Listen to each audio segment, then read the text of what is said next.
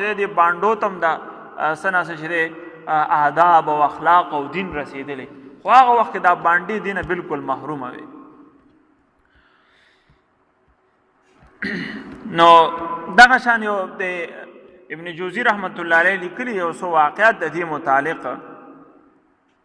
آیو که شاته ولاړو دی موږ کوم خبرې کولې. وای زه امام اسماعیل رحمت الله علیه لیکي چې زه یو کس پسې چې دغه باندې چې مخکې شو بس مونږ ټیم ورځم ورپسې ودرېدم، هغه څه قرآن کې یو آیت ټیک و او نور د ځانه لګي او ګډې وډې په عربۍ کې ویلې. وای ما ورته ویل تا چې سلام چې وګرځم تا څه ویل دا کوم سبق چې ته ویل دا قرآن نه دی؟ نو هغه ورته ویل بس ما ته خو دغه راځي نو قرآن نور ما ته نه راځي. وای بیا ما ورته ویل چې دا قرآن نه دی، نو هغه ما ته ویل چې ما ته څه قرآن وښایه. نو بیا ورته ما سورې فاتحه او سورة الاخلاص وښودو چې چلو دا دوه چې دا په مونځ کې وایه، ترتیب مې ورته وښودو. نو څو ورځې بعد ورسره زه میلاو شوم، نو ما ورته ویل چې هغه صرف اوس لګیا دی سورې فاتحه وایي. ما ورته ویل چې تا ته خو ما دوه سورته ښودلې، سورې اخلاص مې درته ښودلی او سورې فاتحه هم. نو هغه ویل سورې فاتحه ما څه ده او سورې اخلاص هغه ما ترور زوی له مې په ګفټ کې ورکړی، تحفه کړی مې ورته دی. بیا مناسب نه ده چې یو کس چالو تحفه ورکړي واپس یې ترې واخلي. نو هغه داسې وی چې هغه ته مې لکه ښودلی دی، نو اوس مال هغه ویل نه دي په کار، خو مې هغه ته ورکړه. نو دا هغې او یو بل متعلق یې لیکلي دي چې مونځ کې امام صاحب لګی دی او انا ارسلنا نوحا دا آیت وی او بیا پکې نښلي مخکې ورته یاد بس هېرېږي دي. انا ارسلنا نوحا وایي موږ نوح علیه السلام ولیږو، الله پاک وایي که نه سورة النوح. نو بیا دې ایر شي مخکې بیا وایي انا ارسلنا نوحا موږ نوح علیه السلام ولیږو. بیا را ورشي نو شاته بس یو باندې سي ولاړ هغه ورته ویل عربي کې ورته ویل چې نوح علیه السلام نه ځي بل څوک ولیږه مخکې لاړ شه. نو بهرحال هغه دی به مونځ کې دغه شان دغې عجیبه عجیبه واقعات د دې باندې سینو. نو مونځ کې به دوی خبرې اترې کولې او په دې به د هغوی مونځ نه ماتېدو، مونځ به پې نه ماتېده. دا بل متعلق یې لیکلي وی هغه دم لتلی و ګیدړ چیچلی و. نو دمګري ته ویل چې د زه سپي چیچلی یم، د شرمه نه ورته ګیدړ نه یادو چې بیا به خلک وایي خلک هم ناست و. نو بس هغه ته ویل زه ګیدړ چیچلی یم چې کله هغه دمګري دم شروع کړو نو بس په منځ کې ورته دا وایي د سپي دم د ګیدړ دم مو سره میلاو کا. نو د شرم د وجې نه هغه خلکو ته دا نه شو ویلی چې زه ګیدړ چیچلی یم، وایي سپي چیچلی یم چې هغه د سپي دم شروع کړو ګیدړ دم ور سره میلاو کا. نو د دې د اخلاقو د معاشري د آدابو نه نن سبا خو چونکې داسې شروع شوه چې هر ځای ته تعلیم ورسېده د تبلیغ په ذریعه باندې او دنیاوي تعلیم نو ټول ګوټونو ته. خو هغه وخت دا خلک د دې څیزونه ډېر زیات لري. هغه یو حج ته تللی و چې څنګه قافله کې ونه به زر زر لاړې کعبې ته، اول ته دعا شروع کړه امام اسماعیل رحمت الله علیه ما ورته غوږ نو هغه شروع کړه چې الله پاکه ما وبخي مخکې د دې نه چې رش در باندې جوړ شي او دا خلک راورسي نو ما چې دی مخکې نه وبخه.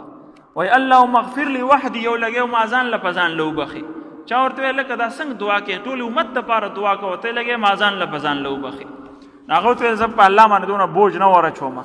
بس صرف دا دی چې ما وبخي نو بس نور سره هر کس خپل کار دی. نو الله پاک په دې باندې چې دی خوشحالېږي چې څوک یو روایت کې راځي چې څوک 25 پیرې د ورځې ټول امت دپاره دعا کوي، چې ټول امت دپاره مطلب دا دی چې رب اغفر لي ولوالدي وللمؤمنین یوم یقوم الحساب یو آیت دی. نو الله پاک د مغفرت فیصله کوي او بعض ځینو کې چې دی د شهادت د مرګ عمره ثواب چې دی ته میلاویږي. نو ټول امت دپاره دعا.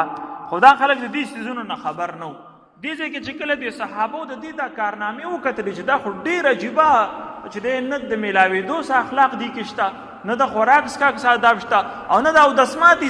دې ته معلوم دی چې کوم ځای کې به ځان چې دی اودسماتې کې څه طریقې کار وي. نو الله پاک چې کله دا خبرې راکوزې کړې او د حقیقت او اصلیت یې واضح کړه نو بیا حضور نبی کریم صلی الله علیه وسلم او صحابو ته پته ولګېد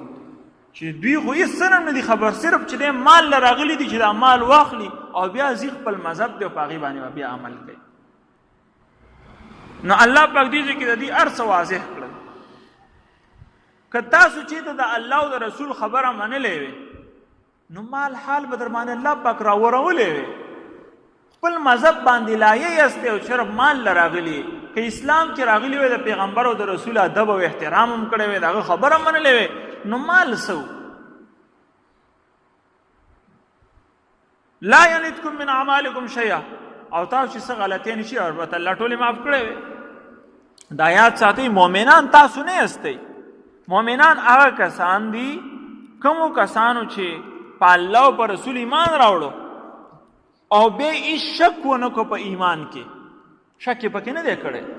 چې کله ایمان راوړي بس به پوخوسه په ایمان باندې شک مه کوه په ایمان کې او بیا چې کله د جهاد ټیم راغی نو خپل مال هم راواغسته او خپل جان هم راواغسته د الله په لار کې چې دی استعمال که دغه خلک مسلمانان دي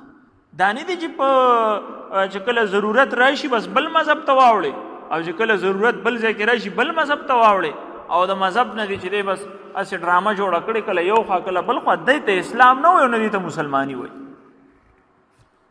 الله پاک د مسلمانانو تعریف دا وکړو چې ایمان راوړی په الله او په رسول او بیا شک مک نه کوي او نه چې دی د خپل دغه دپاره چې دی مذهب پرېږدي فایدې دپاره بل او چې کله د جهاد سخته مقرر شي نو په هغې کې هم دوی نه شاته کېږي بعض وایي چې کله دوی حدیبیې دپاره راوغوښتل وایي دوی شاته شوي وو دوی خپې سپکې کړې وې نه راتلل ورته